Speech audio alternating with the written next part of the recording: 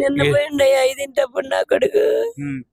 కొడుకు పోయిన కాడ బొమ్మను వేసారట. మరి వేసినాక నా కొడుకుని ఎల్లబడ్డాడు. చర్ల మీ పిల్లగాడు దొరకట్లేదని మాకు ఫోన్ చేశారు. ఫోన్ చేస్తే మేము వెళ్ళినాక ఎట్ట పడ్డాడమ్మా అని అడిగితే షాంపూ రుద్దుకుంటా జారి పడ్డాడని చెప్పింది.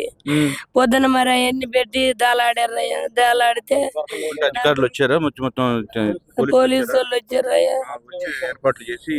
ఏర్పాట్లు చేసి ఎతికారు. ఎదిగితే బొమ్మ కింద దొరికిండు నా కొడుకు. తీసుకొని వచ్చినాం మా బాబుని. తీసుకొని వచ్చినాక ఇక వాళ్ళని పిలిపించుకున్నాం. ఇది ఇష్టం. మరి నిన్న ఒక తీరుగా చెప్పారు. చెప్పారు నిన్న ఏం చెప్పారు? ఏరియా సోడా పడ్డని చెప్పారు. ఈ రోజు మరి మేము కూడా ఏడ్చుకుంటూ మొత్తుకుంటున్నాం. నిన్న ఈ రోజు ఉదయం చూస్తే బాబు వినాయకుడి కింద వెళ్ళిండు, విగ్రహం కింద.